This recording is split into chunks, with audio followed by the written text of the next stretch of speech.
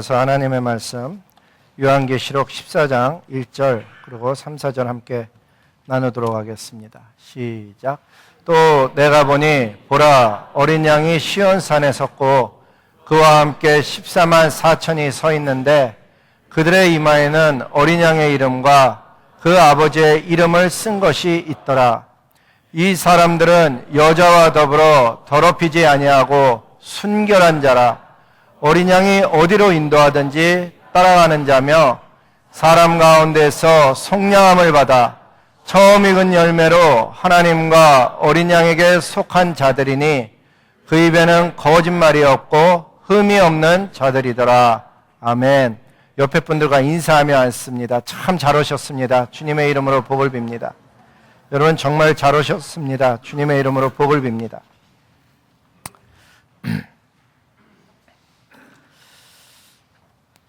지난 월요일 날에는 사우스 이스턴 신학교에 가서 장차 하나님의 교회를 이끌어가게 될 신학생분들을 격려하는 시간을 가졌더랬습니다. 교회에서 준비해 준 고기를 함께 가져가서 구워 먹으며 교제도 하고 모임 마지막에는 준비해 주신 선물도 나누는 그런 시간을 갖고 돌아왔습니다. 지난 20년 동안에 신학교의 학생들을 격려하는 이러한 사역을 행하게 하신 하나님을 찬양합니다. 또 지난 목요일에는 시니어분들과 함께 파일럿 마운틴으로 산행을 다녀왔습니다. 아직 단풍이 들지 않았지만 참 아름다웠습니다. 날씨도 좋고 참 좋았는데 특별히 이른 아침에서부터 교회에 오셔서 김밥을 싸주시고 멋진 런치백을 만들어주신 여성교회 분들과 참여해 주신 모든 시니어분들 그리고 라이드를 도와주신 정 목사님께 감사드리고 정말 좋은 시간, 행복한 시간, 삶 속에 아름다운 시간을 주신 우리 주님을 찬양합니다. 한 가지 더 있습니다. 이번 주 말고 다음 주인데 다음 주 수요일 10월 23일은 아주 특별한 날입니다. 저희가 에콰도르 선교를 10년째 가고 있는데 가면은 선교팀이 머무는 가정이 있습니다.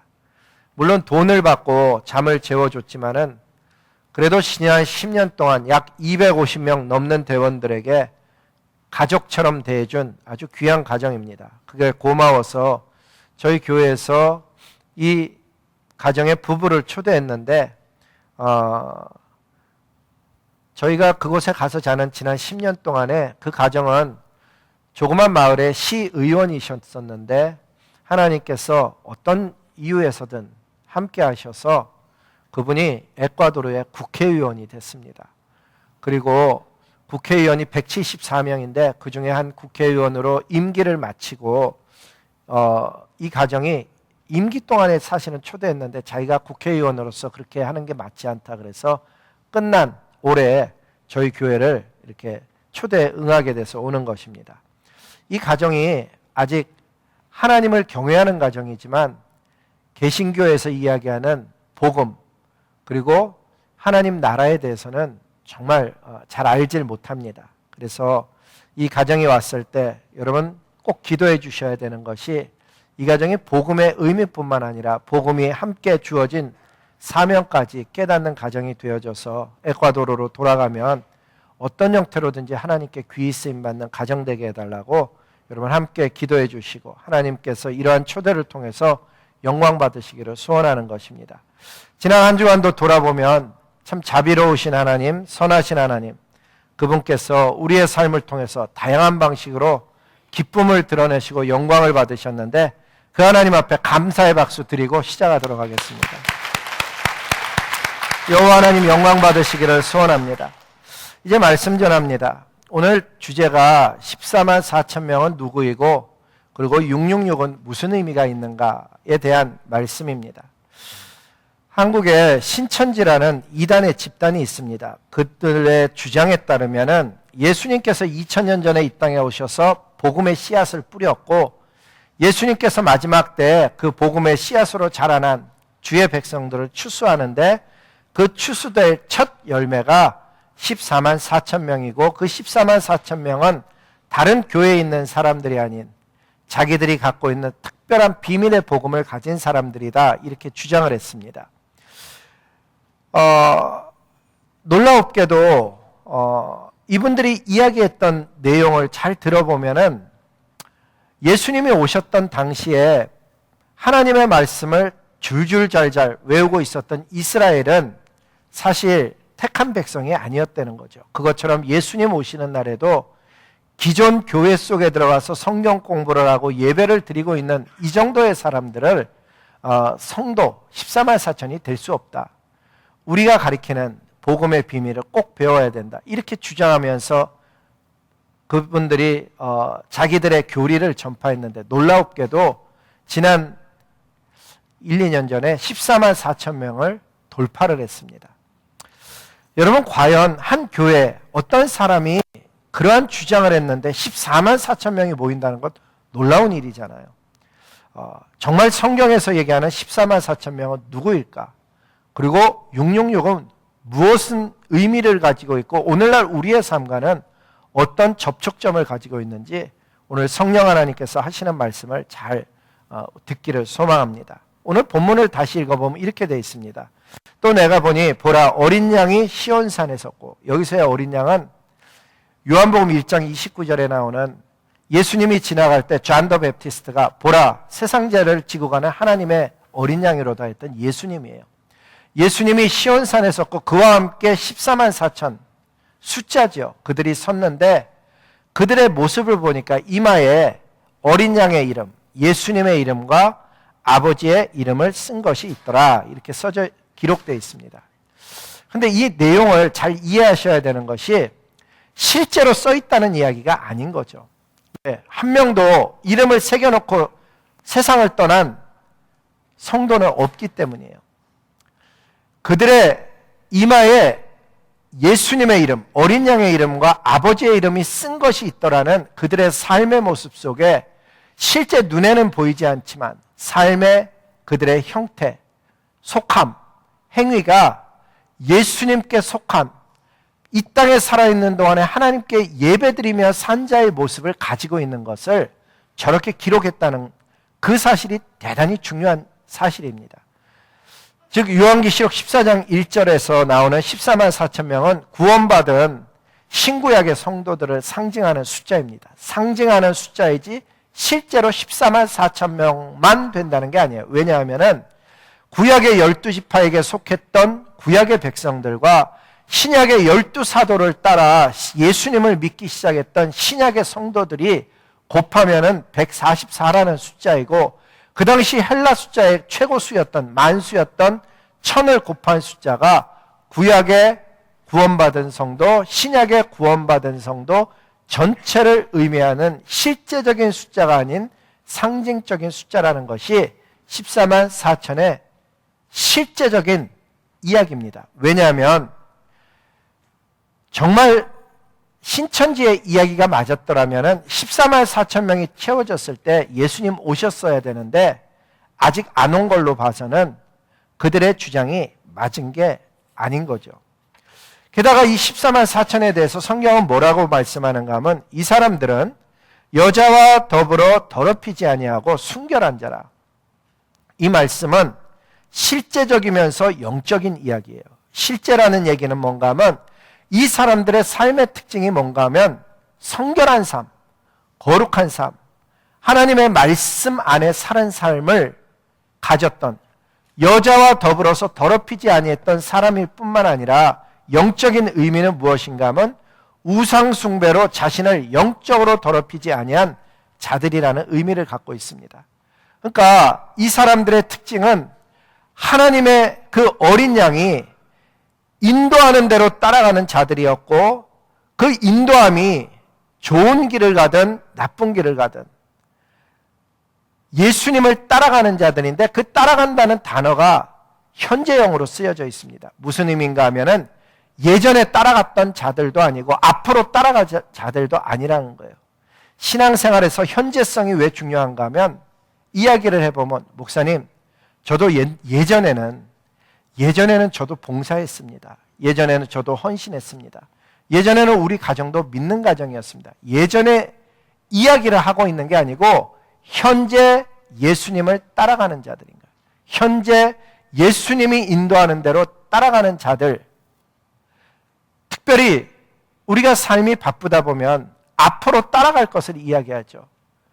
목사님, 저도 지금은 헌신하지 못하지만 이 학위가 끝나면, 이번 연구가 끝나면, 이번 우리 아이가 조금만 더 자라나면 그러면 저도 예수님 따라가겠습니다. 그렇게 이야기하는데 신앙은 현재적이라는 거예요. 어린 양이 이끄는 장소가 좋은 곳이든 나쁜 곳이든 장소성뿐만 아니라 인도하는 대로 따라가는 현재성을 가진 그 사람들은 그들의 입에 거짓이 없고라는 의미는 뭔가 하면 거짓에 반대되는 것은 진리, 진실인데 진실된 복음이 있고 게다가 이들은 흠이 없는 자들이라는데 진짜 흠이 없는 게 아니고 흠 있는 인생이었었고 흠이 있는 삶을 살았고 있는 사람이지만 예수님의 피로 인해서 있던 죄와 허물이 예수 안에서 없어진 흠이 있었었는데도 불구하고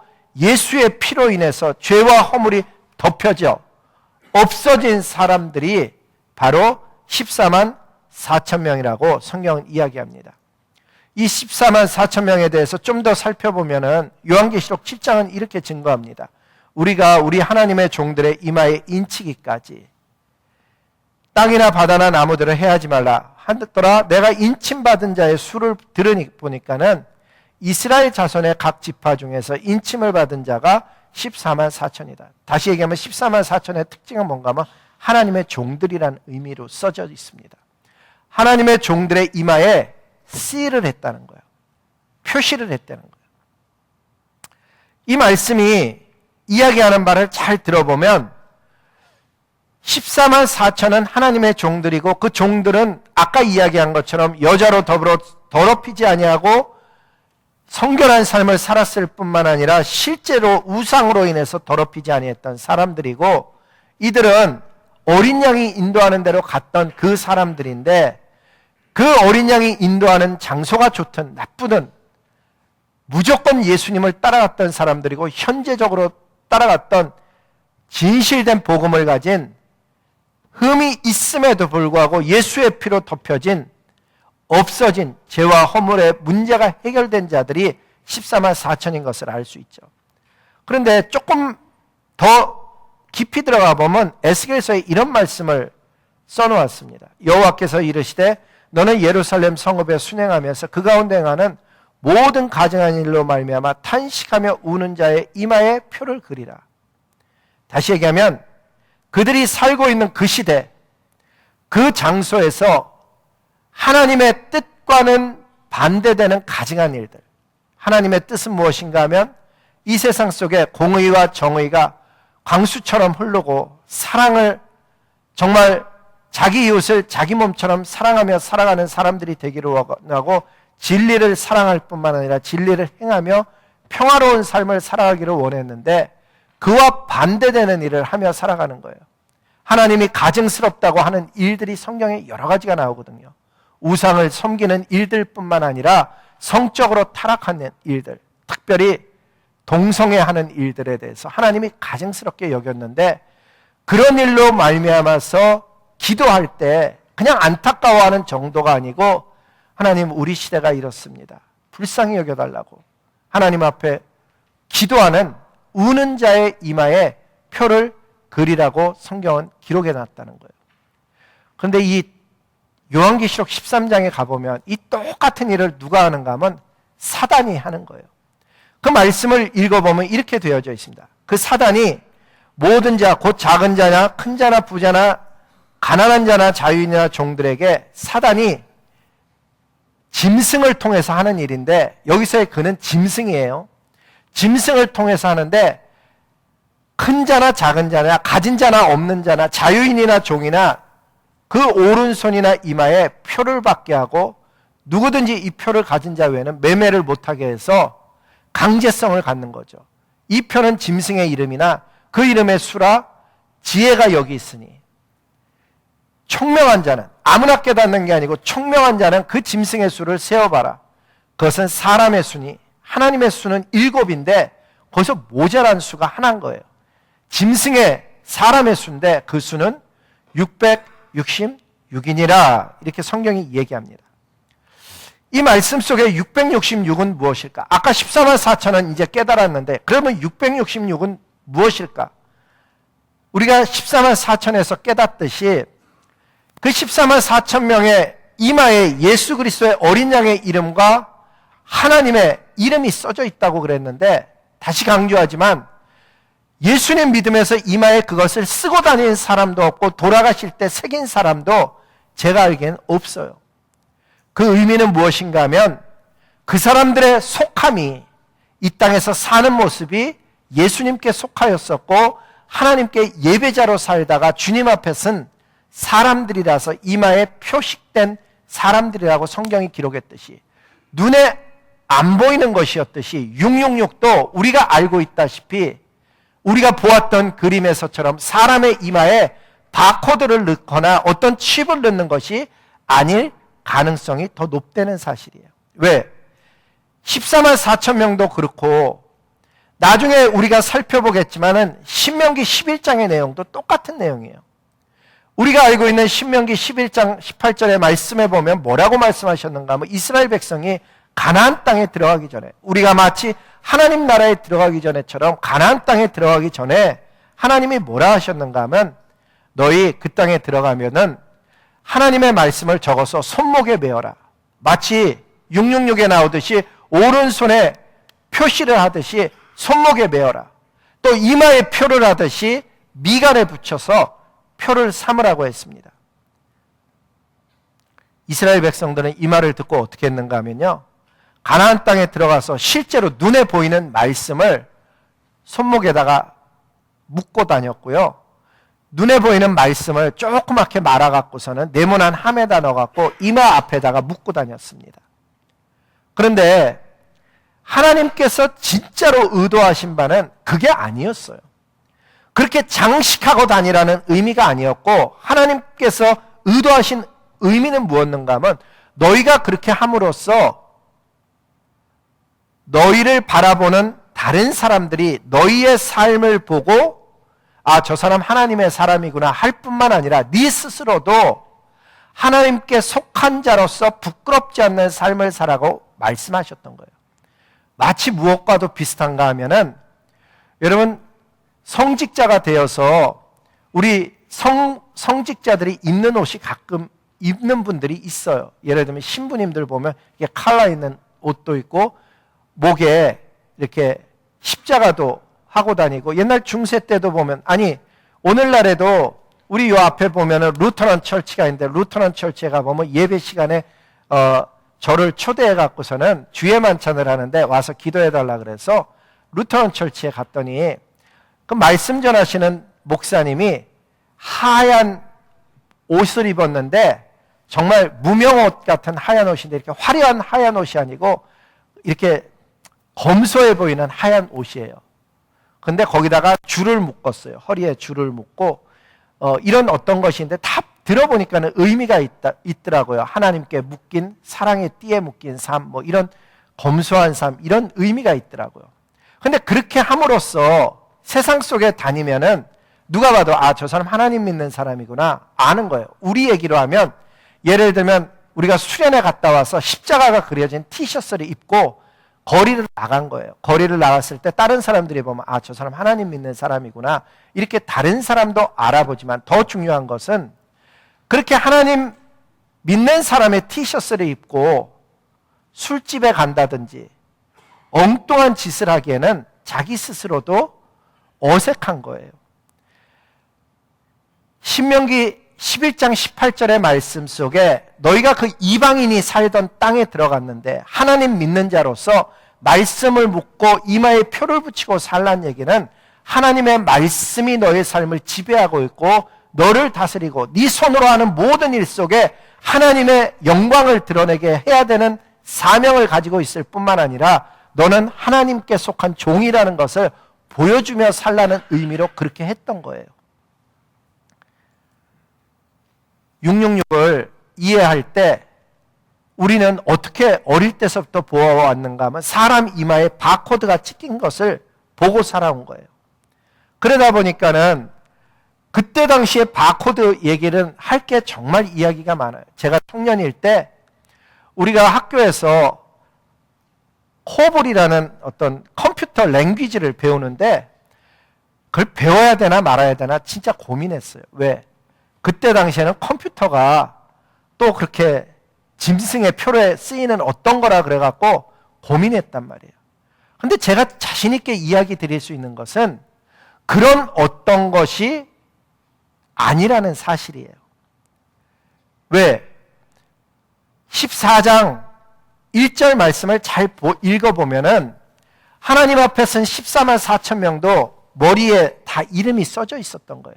근데 한 명도 주님 앞에 갈 때 예수님의 이름, 하나님의 이름을 쓰고 간 사람은 없단 얘기예요. 그거는 보이지 않는 표였던 거예요.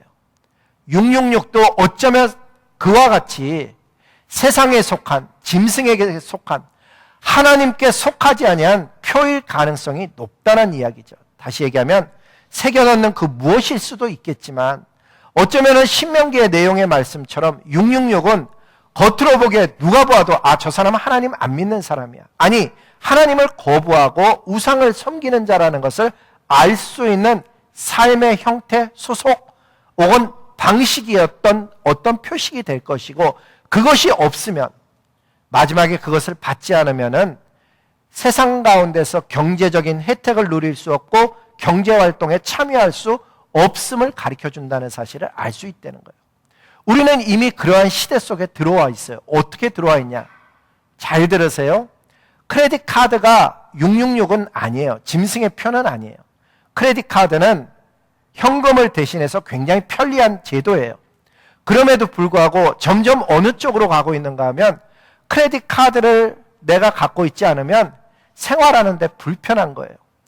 RDO 에어포트에 차를 파킹하고 나서 그거 페이하려고 딱 가보면은 캐시 받는 데가 없이 기계는 전부 크레딧으로 받아갖고 캐시로 하려면은 나와갖고서는 혼자 옆에 또로록 가갖고 거기서 캐시로 돈을 계산해야 되는 시스템으로 바뀌어 있어요.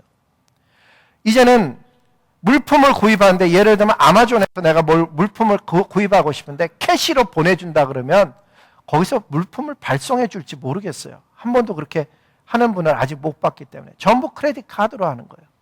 조금 더 나아가서 우리가 어느 정도의 삶을 살고 있는가 하면 은행 뱅킹을 하는데 뱅킹 시스템 속에 핸드폰이 없으면요 내가 은행 뱅킹 시스템 속에 들어가기도 힘든 거예요. 왜? 코드가 액세스 시큐리티 코드가 핸드폰으로 오기 때문에 인터넷 뱅킹하기가 이 핸드폰이 없으면 점점 힘들어지는 거예요. 어떤 면에서 그 표를 받지 아니하면처럼 다시 강조하지만 핸드폰이 666이라고 얘기하고 있는 게 아니에요. 시스템을 얘기하고 있는 거예요. 실제로 그런 일이 일어날 수 있는 시스템 속에 우리가 많이 들어와 있다는 사실을 깨닫게 된다는 사실이에요.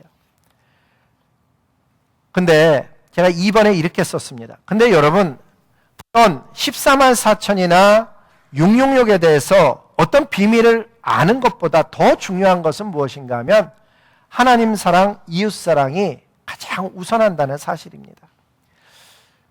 우리가 남미 선교를 하는데 지난 10년 동안 뭐 볼리비아나 멕시코나 에콰도르나 온두라스 가서 이렇게 선교를 하는데요. 남미에 가보면 뭘 도와드릴까요? 제가 물어보면 물질적인 것을 이야기하는 분들보다 가장 많이 제가 듣는 이야기는 뭔가 하면 666 요한계시록에 관한 이야기를 좀 강의해달라는 얘기예요. 요한계시록 5장에 나오는 어린 양에게 왜 7 눈과 7 뿔이 있는지 그게 무슨 의미인지 알려달라는 거죠. 전천년설이 맞는지 후천년이 맞는지 아니면 무천년이 맞는지 목사님은 뭘 믿는지 좀 가르쳐달라고 얘기를 해요. 뿐만 아니라 남미의 신앙인들 중에서도 특별히 에콰도리안들은 말이에요. 성경을 정말 많이 읽었어요. 그래갖고서는 요한계시록을 넘어서서 다니엘이 말하는 1291의 비밀과 1335일의 의미를 좀 자기들에게 강의해 달라는 거예요. 근데 말이에요. 그 내용을 전하기에 앞서서 제 마음속에 저같이 부족한 사람이 보기에도 그분들의 신앙에는 뭔가 심각한 문제가 있어 보인다는 거예요. 저는 그분들이 요한계시록이나 다니엘의 비밀을 몰라도 차라리 아직 그걸 몰라도 그들의 마을 속에서 안데스 산맥, 또아까소 혹은 빌라꼼비 이런 마을 속에서 예수님 때문에 예수님을 만난 인생이 되어졌기 때문에 뭔가 사는 모습 속에 달라짐이 있으면 더 좋겠다. 그런 생각을 하는 거예요. 서로 사랑하고 서로를 배려하고 서로에 대해서 나누고 은혜에 대해서 격려하고 하나님 나라를 말씀 때문에 하나님 나라를 기다리며 세상 가운데 이기는 삶을 살았으면 참 좋겠다. 그 생각을 하는 거예요. 그 지역 불신자들이 봐도 나 정말 교회 가고 싶네 하는 그런 교회였으면 좋겠어요. 성도 간에 화목하고 복음 때문에 그들이 하나님 앞에 엎드려 경건하게 기도할 뿐만 아니라 세상 속에서 정말 빛과 소금 되려고 애쓰는 모습이 있다면 얼마나 좋을까. 그런 생각을 해보는 거예요. 그런 면에서 본다 그러면 우리 여기서도 마찬가지죠. 저와 여러분도 마찬가지예요. 우리가 지금 요한계시록 캠페인을 한다 그러는데 여러분 오늘을 살기 힘든 사람에게 14만 4천 명이 무슨 의미가 있겠으며 오늘을 살기가 힘든 사람에게 666이 무슨 의미가 있겠어요. 내 옆에 있는 사람들을 돌보지 못하고 사랑하지 못하면서 전천년을 알면 그게 무슨 내 삶에 의미가 있겠느냐 하는 얘기예요. 우리가 정말 집중해야 되는 것은 세상을 이기는 성도, 세상을 이긴다는 의미도 제가 생각하는 세상을 이김과 여러분이 생각하는 세상을 이김이 다를 수 있다는 거 제가 알아요. 세상 속에 우리가 발을 붙이고 살아가지만 정말 하나님 나라를 기다리는 주의 제자로 살아가는 삶, 서로의 부족함과 다름을 극복하며 살아가는 하늘의 자녀였으면 참 좋겠다는 거예요. 우리의 다름, 우리의 이해 안 됨을 극복하지 못해서 서로가 서로를 향해서 비난하거나 판단하거나 정죄하고 있다면은 14만 4천이나 666이 그 사람에게 무슨 도움이 되겠느냐 하는 얘기예요. 야고보 사도를 통해서 성령 하나님은 이렇게 말씀하셨어요.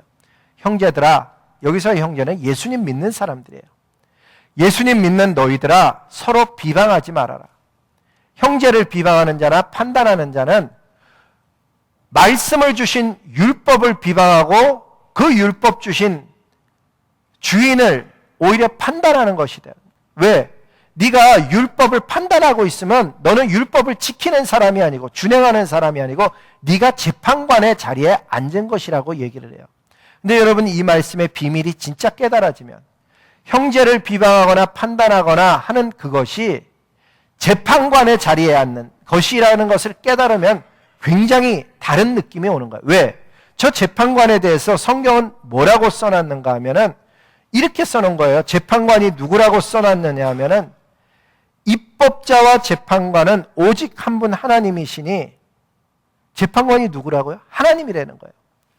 다시 얘기하면 형제를 판단하고 이렇게 비방하는 일을 하고 있으면 네가 재판관의 자리에 앉는 것인데 그것이 하나님의 자리에 앉는 것이라고 이야기해주고 있다는 사실이에요.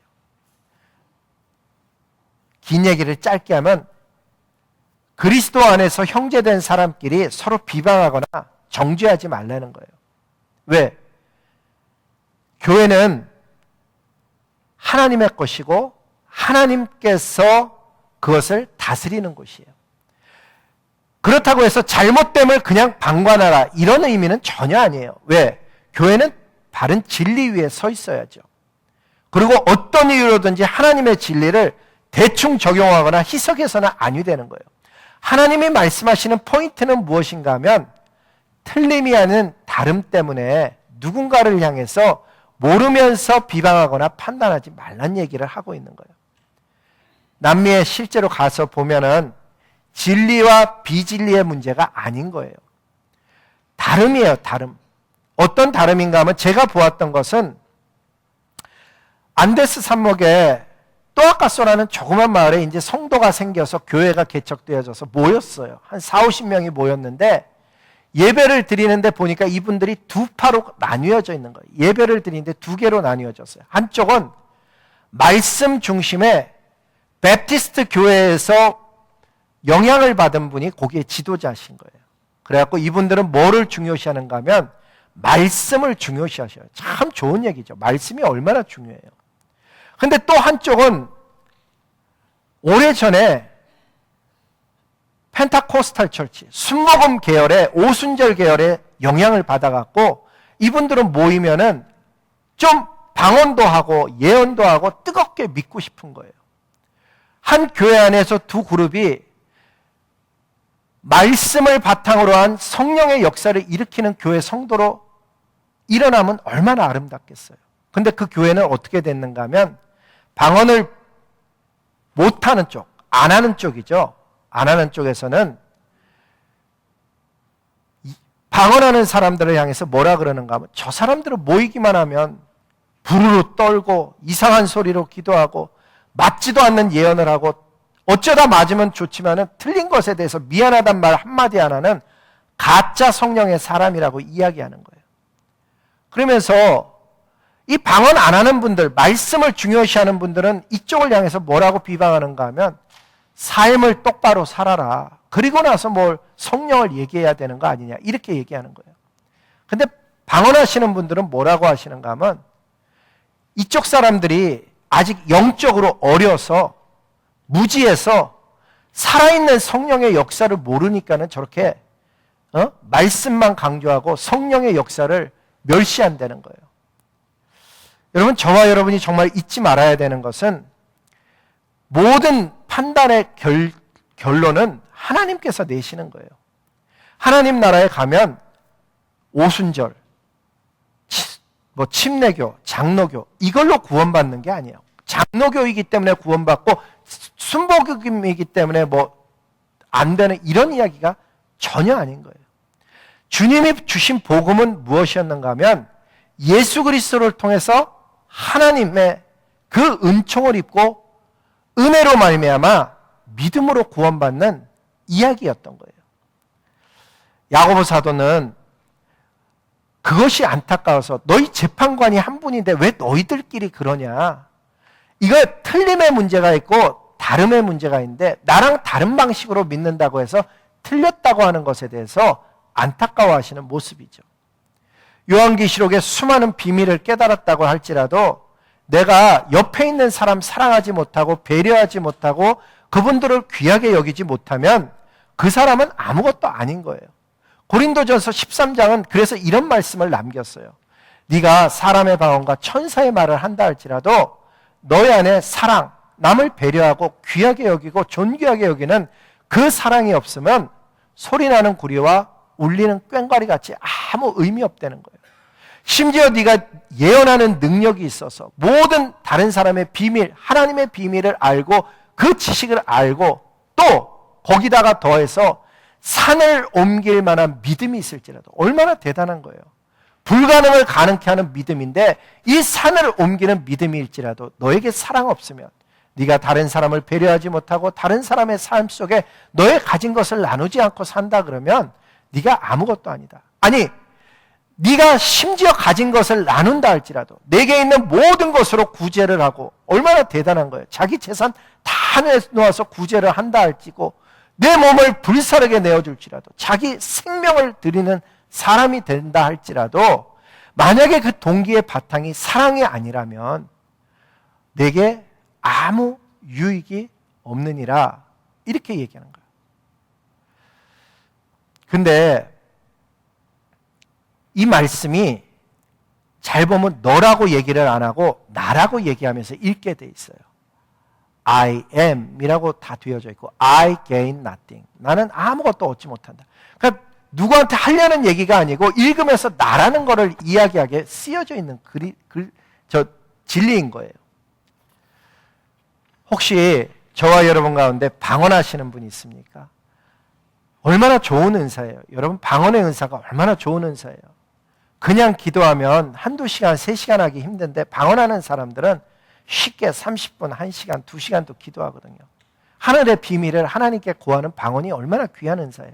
그런데 그런 은사를 가진 사람이 있다 그러면 우리가 집중해야 되는 일이 무엇인가 하면 사랑하는 일, 겸손한 일, 정말 온유하게 다른 사람을 섬기는 일들 속으로 더 들어가서 하나님 앞에 엎드릴 때 그것이 의미가 있어진다는 사실이에요. 혹시 우리 가운데 믿음이 산을 옮길 만한 믿음이 있는 그런 분이 있다면, 나는 정말 믿음이 있어라고 생각한다 그러면, 그런 믿음을 제가 가졌던 여러분이 가졌던 우리가 집중해야 되는 것이 무엇인가 하면 정말 사랑하는 일, 섬기는 일, 상대방을 귀히 여기는 일들에 우리가 쓰임받아야 그 믿음이 의미 있는 믿음이 된다는 사실이에요. 로마서에 보면 사도 바울이 이런 말씀을 하셔요. 여러분이 도대체 누구이기에 남의 종을 판단하십니까? 여러분이 누구기에 남의 종을 판단하십니까? 저는 저 말씀을 읽으면 가슴이 칵 찔려요. 왜냐하면 저와 여러분의 사는 모습 속에 뭔가 있는가 하면 큰 교회 목사님 이래갖고 쉽게 판단하는 이야기들이 많거든요. 사실 그분들의 삶을 다 알지 못하면서 겉으로 보이는 부정적인 것들을 보고 이렇게 판단을 하는 거예요. 그런데 성경은 뭐라 그러는가 하면 그가 서 있든지 넘어 있든지 그것은 주인이 신경 쓸 일이고 주인이 관련할 일이고 주인이 해야 되는 어떤 일인 거예요. 주님이 얼마든지 회개시켜서 일으킬 수 있고 얼마든지 주님께서 하실 수 있는데 그걸 가지고 나는 아무 권한을 가지고 있지 않는 종이면서 똑같은 입장이면서 남의 종이라고 표현을 했어요. 남의 종. 남의 종을 왜 판단하십니까? 그것은 주인의 일입니다. 요한계시록을 정말 잘 이해하고 믿는 것 얼마나 귀한 일이에요. 14만 4천이 누구인지 정확히 아는 것, 666이 어떤 것인지를 깨닫는 것 정말 중요한 것이죠. 하지만 당장 눈에 보이는 실제적인 형제사랑, 실적인 삶 속에서의 남을 향한 배려, 이런 것이 우선한다는 것을 성경은 가르쳐주고 있어요. 정말 저와 여러분의 삶이 내 주변의 영혼들을 사랑하고 섬기며 정말 잃어버린 영혼들을 향해서 되찾아오는 일에 헌신하면서 그런 건강한 신앙을 갖고 가면서 영원한 생명을 소유한 자로서 하나님의 나라를 바라보는 14만 4천이고 마지막 날에 하나님께서 계시해 주신 666의 비밀을 내 마음속에 새기고 걸어가는 것, 그것은 너무나 귀한 일이죠. 그 사람은 반드시 하나님 나라로 유업으로 받게 될 거예요. 하지만 제가 3번에 또 이렇게 썼어요. 그러나 그렇다고 해서 또 반대의 얘기예요. 이번에는 사랑에 집중하니라고 계시를 아예 안 배우는 거예요. 내가 하지도 못하면서 무슨 계시가 필요하냐, 이렇게 생각하는 것도 왜곡됨이라는 사실이에요. 예수님께서 십자가 위에서 저와 여러분에게 생명을 내어주실 때 그분이 마음속에 품었다는 것은요, 죄의 문제를 해결하고 예수님의 피로 죄 문제를 해결하고 하나님 나라에 들어가려는 거거든요. 하나님 나라를 유업으로 받아라. 죄 문제를 해결할 뿐만 아니라 하나님 나라를 유업으로 받으라. 요까지만 알면 여러분 복음을 다 한 게 아니에요. 신앙은, 예수님을 믿는 신앙은 예수님 믿고 죽어서 천국 간다? 중요한 얘기지만 그게 전체 얘기는 아닌 거예요. 예수님은 표현하시기를 양들로 생명을 얻을 뿐만 아니라 더 풍성한 삶, 더 풍성한 생명을 얻게 하려고 그분이 우리를 위해서 십자가 위에서 달려 돌아갔다는 거예요. 양들로 생명을 얻을 뿐만 아니라 더 풍성한 삶, 더 풍성한 일을 기대하시는 예수님이라는 것을 깨달아야만 되는 거예요. 그 풍성한 삶이 이루어지는 과정이 어떤 건가 하면 십자가의 예수를 알 뿐만 아니라 죽은 자를 다시 살리신 하나님의 능력, 부활의 삶에 대해서 반드시 깨달아야 되는 거예요. 이 세상은 비밀이 있는데 예수의 이름으로 승리하며 살아가는 삶의 비밀을 우리에게 주신 거예요. 예수의 이름을 가지고 무엇이든지 너희가 원하는 대로 구하라, 그리하면 이루리라고 말씀해 주시는 놀라운 특권을 가진 사람이 저와 여러분이에요. 그런데 그 놀라운 특권을 가진 저와 여러분이 조심해야 되는 게 무엇인가 하면, 예수님이 40일을 금식하고 나서 사단이 와서 예수님에게 뭐라 그러는가 하면, 여러분 40일 금식했으니 얼마나 능력을 많이 받았겠어요. 근데 사단이 요구하는 게 뭔가 하면 옆에서 유혹하는 거죠. 이렇게 요구했어요. 배가 고픈 예수님에게, 40일을 굶주린 예수님에게 이 돌덩이를 변하여 떡덩이 되게 해라. 무슨 얘기예요? 너의 필요를, 하늘의 능력을 가지고 너의 필요를 당장 채우는 데 쓰라는 얘기예요. 예수 그리스도의 이름을 주셨고 하늘과 땅의 모든 권세를 받았으니 그러므로 너희는 가서 하는 이 놀라운 비밀을 갖게 된 하나님의 자녀들에게 오늘도 사단이 와서 유혹하는 것은 무엇인가 하면 그 하나님이 주신 지혜, 건강, 재물, 하나님이 주신 영적인 그 모든 선물들을 가지고 너의 필요, 네가 지금 당장 배고프지 않냐, 네 삶 속에 갈급하지 않냐, 돌덩이가 변해서 떡덩이가 되게 해서 너의 필요와 만족을 채우라고 이야기하는 거예요. 실제로 수많은 하나님의 자녀들이 하나님이 주신 놀라운 십자가의 비밀과 그 하늘의 능력과 이 땅에서 살아가는 수많은 특권들을 하나님이 주셨는데 그걸 가지고 돌덩이가 떡덩이 되게 해서 자기 먹고 살아가는 일에 집중하며 살아가게 되는 유혹 앞에 우리가 놓여 있다는 사실이에요. 소망하기는 세상을 이기는 하늘의 사람이란 무슨 의미를 갖는가 하면 여러분, 저와 여러분에게 주신 모든 것은, 그 모든 것에는 자녀를 포함해서 배우자를 포함해서 내가 가진 재능과 기능과 모든 것을 포함해서 그걸 가지고 하나님의 영광과 기쁨을 위해서 살라고 주님은 말씀하셨고 잃어버린 영혼을 찾아오는 일에 헌신하라고 주님은 기대하시는데 그걸 가지고 당장 내 필요를 채우는 일에 내가 살아갈 확률이 높기 때문에 주님이 우리에게 그 부분을 가르쳐 주시고 계시는 거예요. 어떤 경우에는 자기의 필요를 채우는 것에는 그렇게 갈급하지 않지만 두 번째 예수님이 받은 시험은 뭔가 하면 네가 진짜 하나님의 아들이라면, 우리로 얘기하면 너 진짜 그리스도인이라면 성전 꼭대기에서 뛰어내리라. 그럼 하나님이 천사를 보내서 받아주지 않겠느냐라는 유혹을 해요. 이게 무슨 유혹인가 하면 하나님의 일을 하는데 깜짝 놀라리를 하는 거예요. 사람들이 보고 진짜 하나님의 일이네 할 만한, 성전에서 뛰어내리면 여러분 성전에 얼마나 많은 사람이 와 있겠어요. 특히 성전에 와 있는 사람은 누구예요? 믿으려는 사람들 아니에요. 그 믿으려는 사람에게 깜짝 놀라리를 하면은 그러면은 얼마나 복음 전도가 쉽겠어요. 그런데 예수님은 그렇게 하지 않는 거예요. 예수님은 하나님이 하시고자 하는 기적을 일으키기를 원하고 하나님이 하시는 것을 따라가기를 원하는 거예요. 14만 4천 명의 특징은 무엇이었는가 하면 어린 양이 가는 대로 따라가는 사람들이었어요. 우리가 인생을 살아가는데 내가 사람들에게 드러나고 싶어서 사람들이 깜짝 놀랄 만한 일을 막 추구하는 인생, 그것은 피곤한 인생인 거예요. 여러분, 인생은 높이 올라가는 것을 하나님이 좋다라고 이야기하지 않아요. 오히려 높이 올라가면 높이 올라갈수록 많은 책임이 주어져 있는 거예요. 많이 배운 자에게는 많은 책임이 주어져 있어요. 5달란트를 가진 사람에게는 5달란트의 책임이 주어져 있는 거예요. 그렇다고 낮은 곳에 있으란 얘기도 아니에요. 땅 속에 내 달란트를 묻어놓으란 이야기는 더더욱 아니죠. 하나님이 우리에게 기대하시는 것은 자기 각자의 받은 달란트만큼 하나님 앞에 드리기를 하나님은 기대하셔요.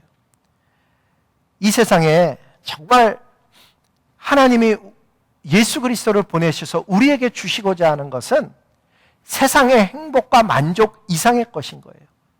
생명을 얻게 하실 뿐만 아니라 더 풍성히 얻게 하는 일을 하나님 기대하신 거죠. 예수님께서 십자가 위에서 피 흘리시면서 저와 여러분을 구원하셔서 하시고자 하는 일은 하나님 나라에 들어가게 하는 죄사함, 죄와 허물을 사해 주시는 그 일뿐만 아니라 죽은 자를 다시 살리시는 하나님의 능력을 힘입어서 살아가면서 이 땅에서 해야 되는 일이 무엇인가 하면 하나님의 기쁨과 영광을 위해서 살아가기를 소원하셨어요. 그래서 제가 정리를 이렇게 해봤어요. 한번 보세요. 예수 그리스도를 믿는 믿음은 통하여 영원한 생명을 얻게 하시고, 이게 1번이에요. 여러분, 신앙의 제일 첫 번째는 첫 번째 단추, 얼마나 중요해요. 그거 잘못 맞추면 엉뚱하게 단추가 채워지는데 첫 번째는 영원한 생명을 얻게 하는 거예요. 두 번째는 사는 동안 각자의 일과 사역을 통해서 하나님께 기쁨과 영광을 돌리며 살다가 하나님의 기쁨과 영광을 위해서 일하는 것. 내 직장의 일이 하나님의 기쁨과 영광을 위한 일로 반드시 바꿔줘야 되는 거예요. 여러분, 우리도 자녀를 길러봐서 알지만 학교 갈 때 즐거이 뛰어가는 모습을 보면 얼마나 대견스러워요. 저희 아이가 2학년 때 미국에서 1학년, 2학년은 책을 안 가져가요. 가방에다 뭘 가져가면 자기가 좋아하는 인형이나 뭐 이런 것 가지고 가는데, 우리 딸아이는 가방 이만한 거, 자기 어깨보다도 큰 가방에다가 인형 하나를 푹 꽂고 가면서 뭐 대단한 일을 하듯이 스쿨버스 오면 뛰어가서 올라타는 거예요. 뒤도 안 돌아보고. 근데 그걸 보면서 제가 웃었거든요. 근데 사실 우리의 삶도 그런 거예요. 하나님이 우리의 삶 속에 주신 어떤 것을 최선을 다해서 사는 거예요. 기쁨으로 하는 거예요. 그러면 하나님이 그걸 보고 결과에 상관없이 하나님 기뻐하셔요. 꼭 성공해야만 그 사람의 삶을 기뻐하는 게 아니에요. 그 과정까지도 하나님은 기뻐하셔요. 하나님은 신앙이 좋은 사람, 막 헌신하고 있는 사람만 기뻐하는 게 절대 아니에요. 하나님이 기뻐하는 것은요, 신앙의 각 단계를 기뻐한다고. 예를 들면 제가 우리 손자아이를 얻어갖고 안고 있는데, 우리 손자가 하는 일이 뭔 줄 아세요? 하루 종일 하는 일이 먹고 자고 싸고, 아무 프로덕티비티가 없어요. 그런데도 아이니까 이쁜 거예요. 만약에 큰 우리 아들이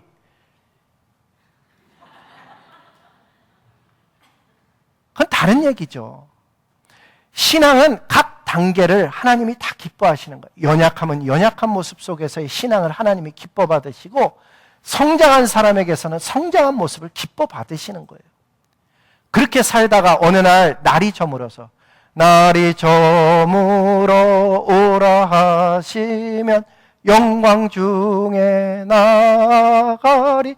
저와 여러분이 평생 부르며 드리던 찬양이에요. 마지막 날 주님이 오라 하시면 주님 앞에 가서 여러분 면류관 쓰는 인생 돼야 될 거 아니에요? 하나님 나라를 유업으로 받아야 되지 않느냐고. 이 땅에 사는 동안 신앙생활 10년, 20년, 30년을 하고, 아니 어떤 분은 50년, 60년을 하고 하나님 앞에 섰는데, 정말 마태복음 7장의 말씀처럼 내가 능력도 행하고 선지자 노릇도 행하고, 아니 그렇게 살다가 주님 앞에 왔는데 주님이 나를 모른다 그러시면 이게 얼마나 엉터리 같은 삶이냐고요. 그래서 14만 4천이 왜 의미가 있냐? 반드시 그 이름 앞에 우리가 들어가야 되는 거예요. 그거는 수고하고 노력해서 들어가는 게 아니고 은혜로 들어가는 나라이기 때문에 하나님의 은혜 받는 일에 우리가 삶을 드려야 되는 거예요. 그리고 그 나라를 유업으로 받았을 때 마지막의 내용은 성경에 보니까 이렇게 되어져 있어요. 예수님만이 구원에 이르는 유일한 길인데 예수님의 피만 우리를 죄에서 정말 깨끗하게 해주실 수 있어요. 그 이름만이 사단의 괴계를 무찌를 수 있다고요. 왜 이걸 강조하는가 하면 우리가 속아 살기가 쉬운 거예요. 저와 여러분의 남은 삶이 정말 하나님이 의도한 삶이 되기를 소원하고, 우리들의 남은 삶이 다른 사람의 삶을 아름답게 만드는 데 쓰임받기를 소원하고, 우리들의 남은 삶이 의미 있을 뿐만 아니라 가치 있고 정말 하나님 받으실 만한 삶이 되기를 소원해서, 그렇게 살다가 어느 날 주님이 구름 타고 이 땅에 오셔서 마지막 날 하나님의 나팔 소리가 들리며 주님 다시 오시는 날 14만 4천 명의 저와 여러분의 이름이 있기를 소원하는 거예요. 하나님의 나팔 소리 들리는 그날 저와 여러분이 다 하늘로 들림 받기를 주님의 이름으로 복을 빕니다. 우리